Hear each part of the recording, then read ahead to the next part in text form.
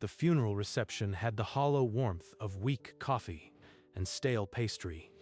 Mark stood by the wall, untouched plate in hand, while George worked the room like a politician. Still, the wallflower. Little brother, some things never change. 50 years, and he still measures my life by what I am not. 2 days later, in their mother's house, the brothers worked in separate silences, boxing up a life neither had fully understood. Mark dropped to his knees and pulled open the bottom drawer of her bedside table. It stuck, then gave way, revealing a small leather diary. The diary was worn, the clasp locked. Mark almost set it aside, then noticed a small brass key taped inside the back cover. He peeled the yellowed tape carefully, the key falling into his palm, warm from its decades-long hiding place. The lock turned with a soft click. The diary fell open. For Mark. When you're ready. Ready for what? That night in the guest room, Mark sat on the edge of the narrow bed, the diary open in his hands. May 3, 1962. I think of Tom every day. His voice, his hands. Tom, I've never heard that name. Never a whisper. He closed his eyes and saw his childhood kitchen, his mother handing George a lunchbox, while he stood ignored in the hallway. Another memory, a report card marked C-. Carolyn tore it without a word, while George leaned in the doorframe, smirking. She never looked at me the way she looked at him. Not once. Tom was gentle. He would have been a wonderful father. Tom died in a workplace accident in 1961, before Mark was born. The entries after that were steeped in a grief Mark had never witnessed. Mark set the diary down, his hands trembling. He remembered a photograph he once found in his mother's drawer, a man with kind eyes, long hidden. Could that have been? Mark turned another page. The handwriting grew tighter, more urgent. The 8th of September, 1962. The doctor confirmed. I am with child. Tom would have been so happy. 8 months before I was born. She was still thinking of Tom. The 4th of October, 1962. Henry asked me tonight if the baby was his. I told him yes. I lied through my teeth. I will do whatever it takes to keep this child safe from his suspicions. She lied to Henry about my birth. Why would she need to lie unless... The memory surfaced. Henry screaming at a 7-year-old Mark over a spilled glass of milk, while Carolyn stood in the doorway, hand over her mouth. Another memory. Henry pointing a finger at him, voice cold, saying he was never the son he wanted. I will protect this baby. Even if Henry suspects, I will never let him harm the boy. Henry wasn't my father. That's why she was so cold. Not because she didn't love me, but because she was afraid. Mark turned to 1965. The entries grew darker, full of Henry's name. Henry watches me when I hold the baby. His eyes are knives. I have to be careful. If I show too much love, he will take it out on the child. She was terrified of him. It wasn't about me at all. A memory surfaced. His mother pulling her hand away at the playground when Henry appeared. I must favor George openly. Henry will see it as loyalty, and Mark will be spared his wrath. So she made a choice. A terrible, lifelong choice. Another entry. Henry is already too rough with the boy. I hear him call Mark his mistake when I am not around. I will take every cold glance Henry sees. It is the only shield I have. The distance I hated was a fortress she built around me. A fist struck the guest room door. 3 sharp raps, each one harder than the last. Mark, you've been hiding in there all night. Did you find something, or are you just avoiding work, as usual? Mark shoved the diary under the pillow and sat upright, forcing his face into something resembling calm. I am not hiding. I was just going through some of Mom's old things. The door swung inward. George stood in the doorway, his shadow stretching across the floor. Her old things. You hated her. Don't pretend you are suddenly the grieving son. People can change, George. Even me. Not you. You were born disappointing, and you'll die disappointing. Mark's knuckles went white, but he said nothing. George shook his head and turned away, his footsteps retreating down the hall. When the house fell silent, Mark pulled the diary from under the pillow, his hands unsteady, his need to read it a burning ache. Mark turned to the minus 1970, as the handwriting had steadied, but the words still carried a desperate weight. The 12th of March, 1976. I have saved every letter Tom wrote me. They are hidden where no one will find them. Hidden letters. She kept them all this time? His fingers traced the diary's spine, then the back cover. A small slit, nearly invisible, gave way to a folded paper. He pulled it free. The paper was brittle, the creases deep from decades of being pressed flat. My dearest Carolyn, if I never get to hold our child, I want you to know. Tom wrote this to her and to a child he never met. The letter was dated 2 weeks before the accident. Tom wrote of dreams for a family, for a son he would never meet. I want him to know his father loved him before he ever drew breath. Mark's hands trembled, so hard the paper shook. The diary was not a confession. It was a love letter from the grave. Mark turned pages faster, the years blurring until he reached 1980. The ink on the next entry was smeared by tears. The 17th of February, 1980. Mark is not Henry's son, he is Tom's. Henry knew it in his bones. There it was, in her own hand. The truth that rewired my entire life. I saw it in his eyes when he looked at the child. If I ever showed the depth of love I felt, he would have destroyed Mark emotionally. So I made myself cold. Every turn back, every stern word, every moment I chose George over you. It was a shield. Mark's chest heaved. He dropped the diary and pressed his palms against his eyes, a raw, jagged sob escaping into the still room. Every cold look, every preference for George. It was a performance.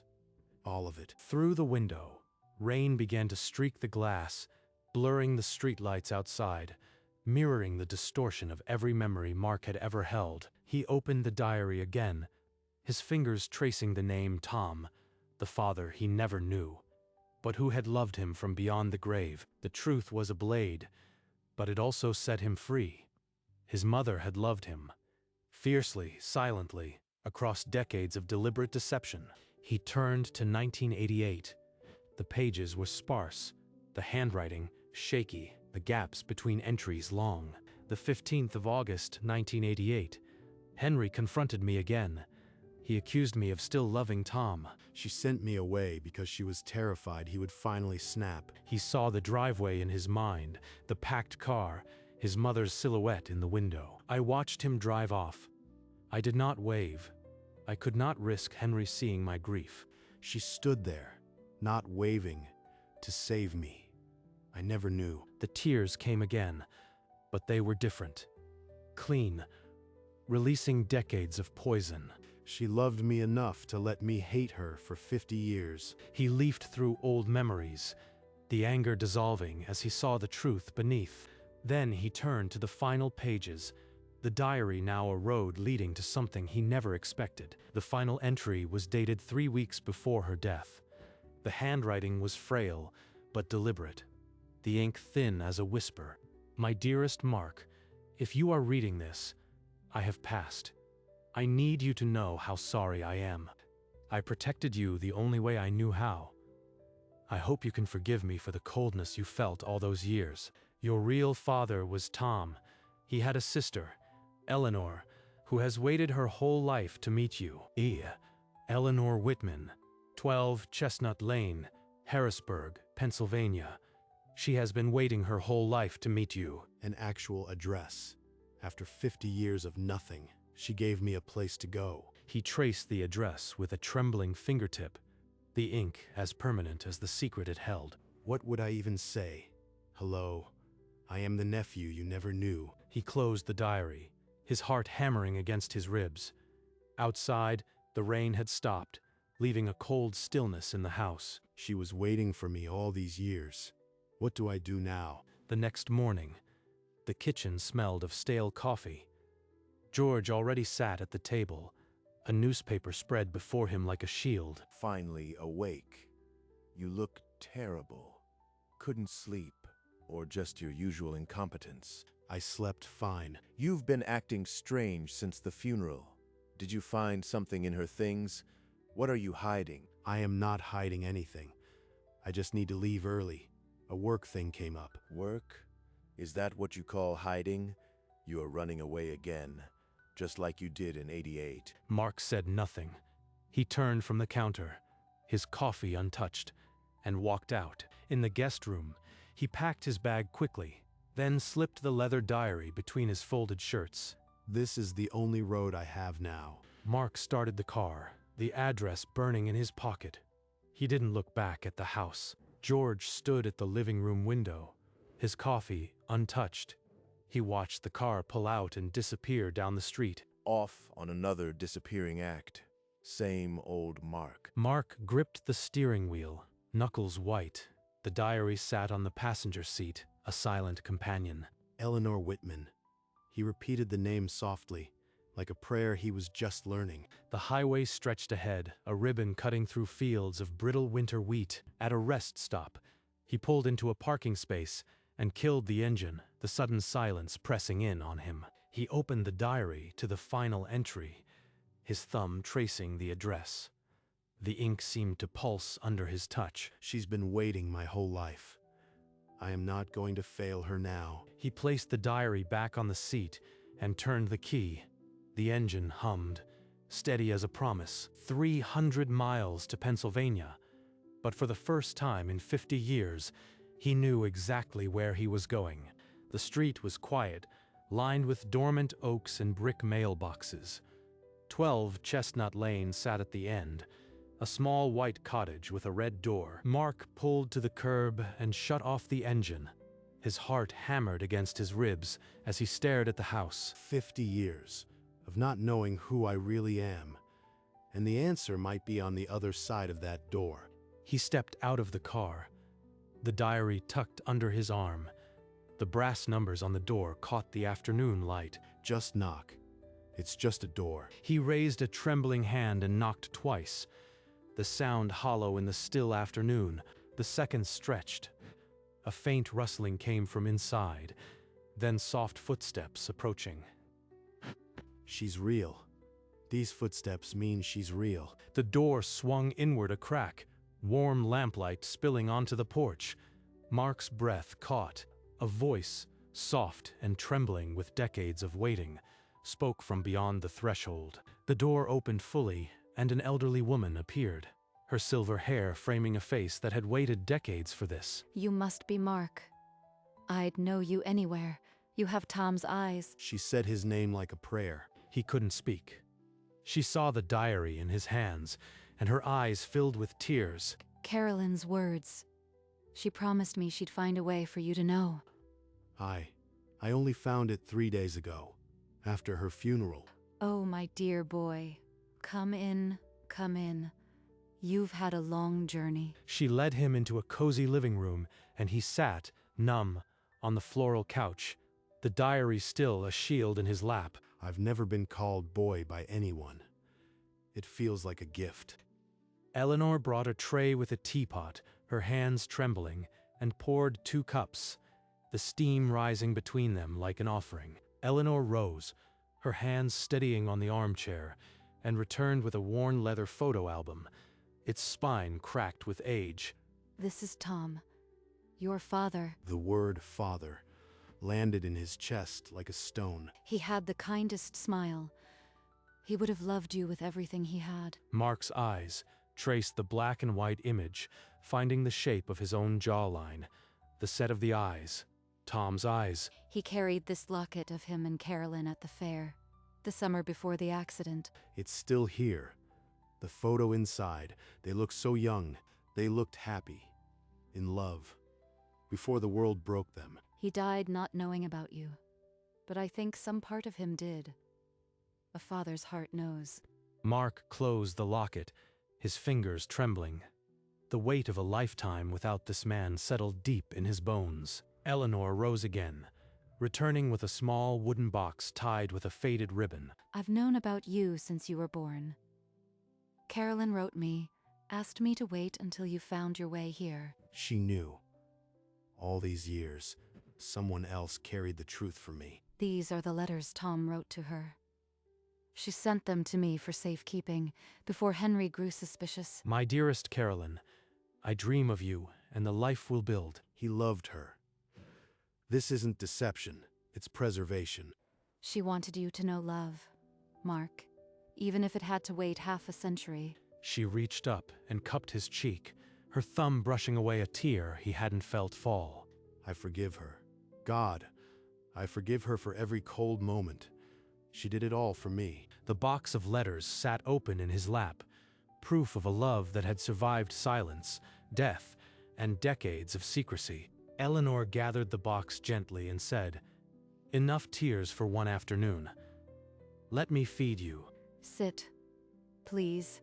He sat, the simple act of being told to eat feeling like a kindness he'd never been offered. They ate in a silence that felt like breathing room. Then Mark asked, "Tell me about him and my mother. How did they meet?" At a church social. Tom couldn't dance, but he asked Carolyn anyway. She said yes before he finished the sentence. He pictured a young Carolyn laughing in a church basement, a life still unstained by fear. He was going to propose formally that fall. Bought a ring. It's still in my jewelry box. She never knew. A small laugh broke from Mark's chest, rusty with disuse. The sound surprised him more than it surprised Eleanor. He looked at the half-eaten pie, at the woman across from him, and felt something he'd never recognized, belonging. The afternoon stretched into evening. Neither moved to clear the plates. The world outside could wait. Mark pushed back his chair, the scrape echoing in the quiet kitchen.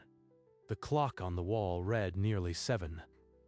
You don't have to go. I do, but I'll come back. I promise. She walked him to the front door, her hand resting lightly on his arm. The night air smelled of damp earth and fading chrysanthemums. Mark opened the locket one final time. The tiny photo of Tom and Carolyn, a silent testimony. Keep it close. It's all I have left of him, and now it's yours. She pulled him into a fierce embrace, her small frame shaking against his chest. You are always welcome here. You are my nephew. Mark crossed the lawn to his car, the grass damp with dew. At the curb, he turned and raised a hand.